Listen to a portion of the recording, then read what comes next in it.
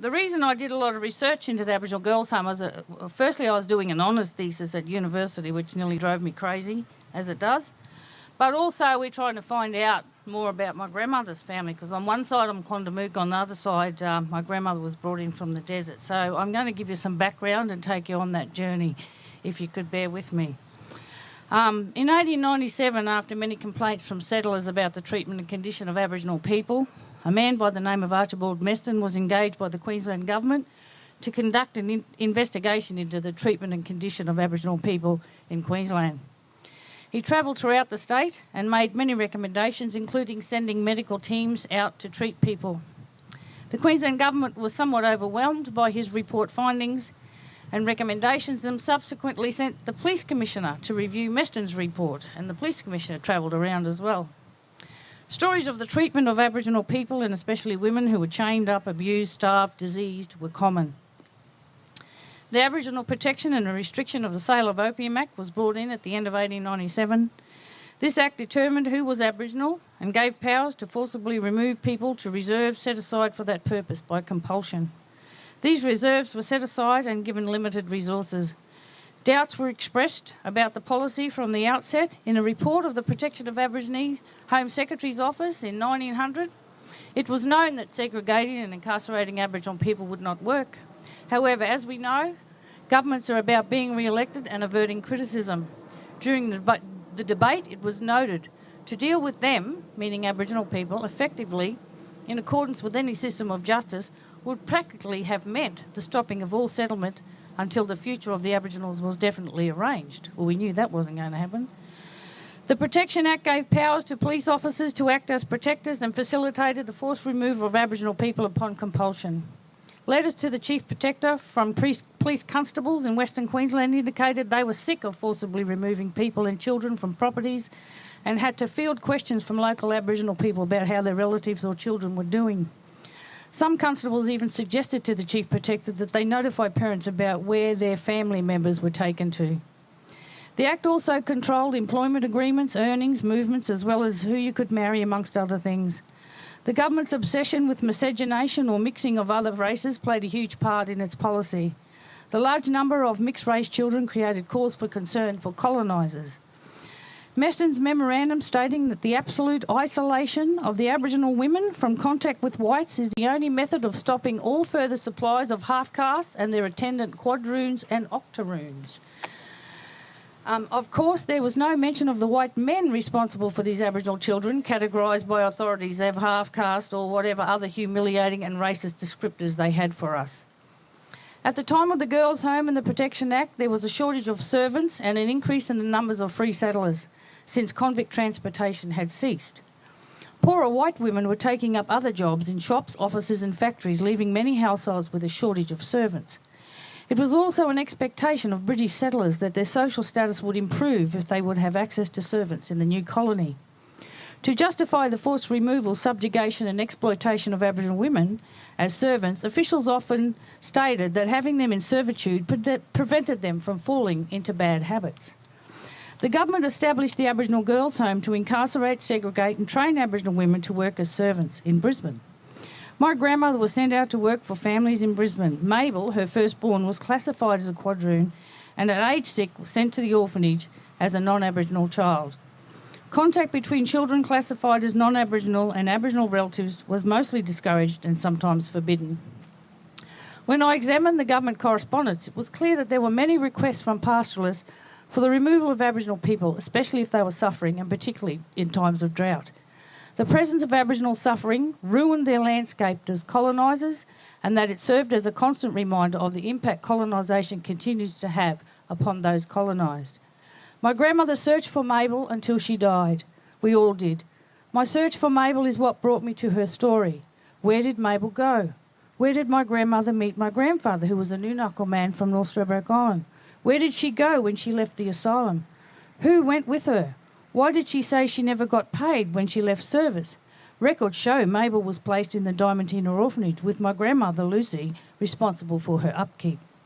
This is why she had no money when she left service to marry my grandfather, a New-Knuckle man. How they met is a whole other story. Oral histories helped in our search. When I first met my friend Michael Mace, his mother, she told me her mother and my grandmother were in the girls' home together. Lyndon Murphy's great-grandmother was also in the home, so our families crossed early in colonial history.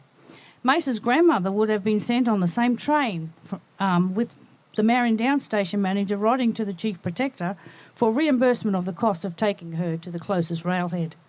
On the other hand, my grandmother always told the story of how she was tricked into leaving her home at Marion Downs and being sent to Brisbane and never seeing her family again.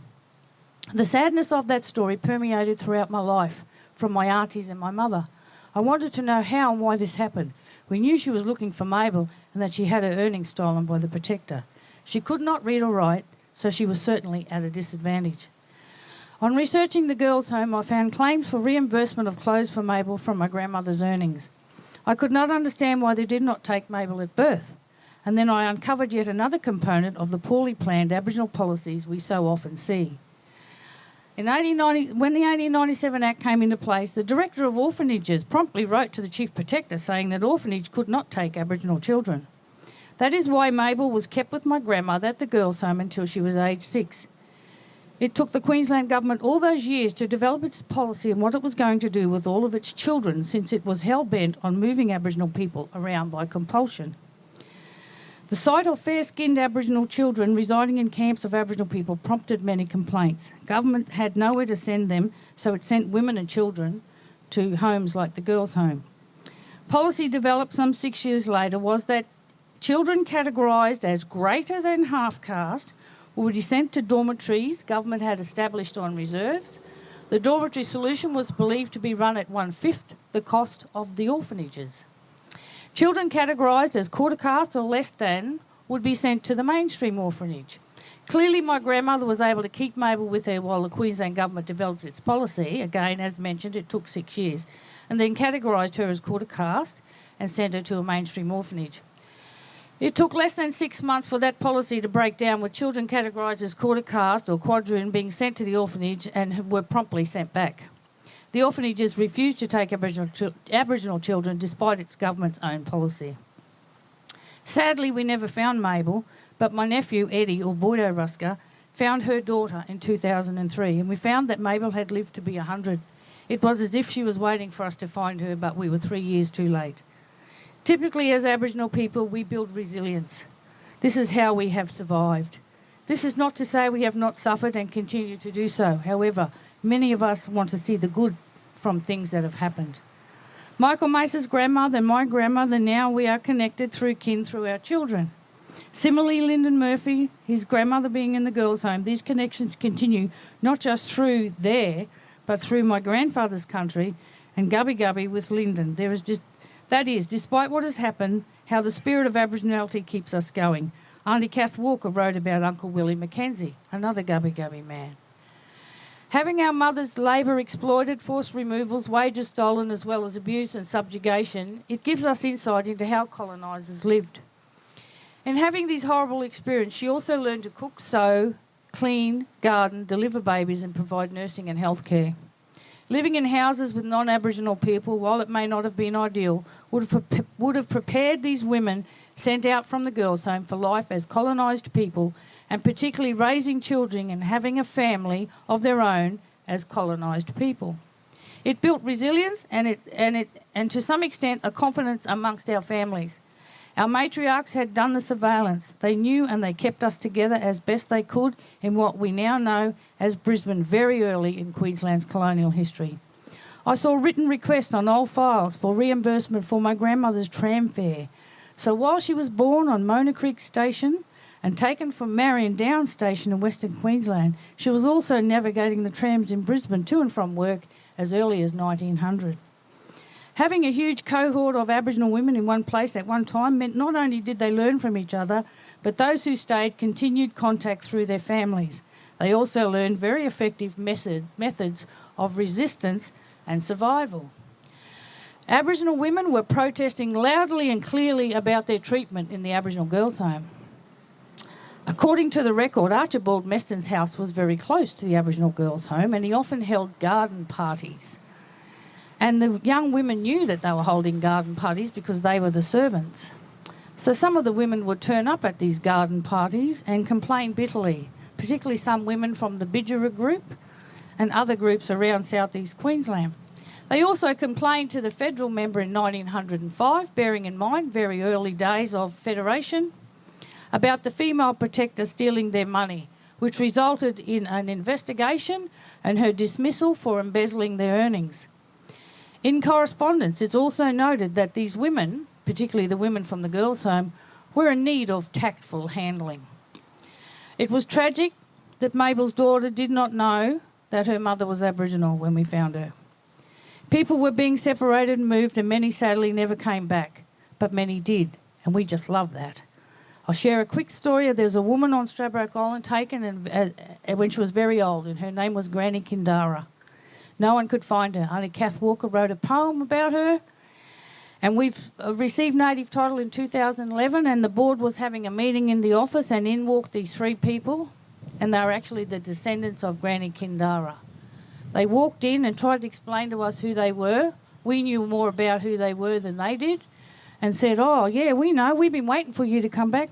One of you can sign up as a director and sit down at the table." They walked slap bang into the middle of a meeting. They still can't believe that we knew who they were and we'd been waiting for them. I want to finish with a poem to keep Sam happy. Amongst all of the sadness, racism, oppression and frustration all the way through history of colonisation, there have been good people who want to do what is right. We have many here today, and it means so much to us. Throughout history, the children categorised as half-caste were removed, sometimes with their mothers and fathers or men, many of whom wrote to the Protector for permission to marry women, which was part of the Act that prompted the removal of their half-caste children. Heartbreaking letters from white fathers asking after their wives and or children are on the government files, coming home from working away and not being able to find their children.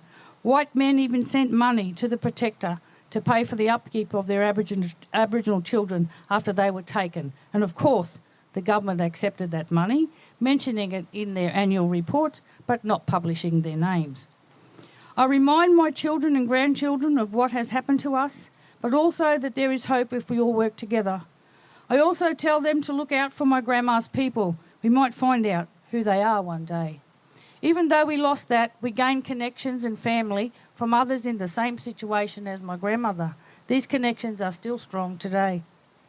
I'll share with you my favourite poem, because my grandmother could not read and write, but her daughter Kath Walker was one of the first Aboriginal people to have her poetry published.